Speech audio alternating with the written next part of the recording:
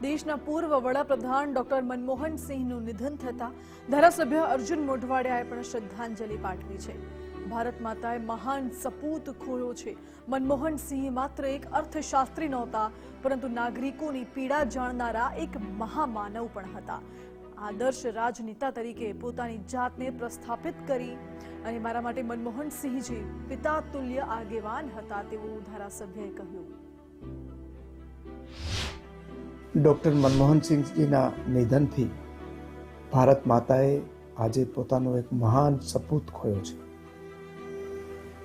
Doctor Manmohan Sinhji માત્ર અર્થશાસ્ત્રી નહોતા, પરંતુ દેશના જનતાના સુખ દુઃખ અને એની પીડાને જાણનાર એક મહામાનવ હતા।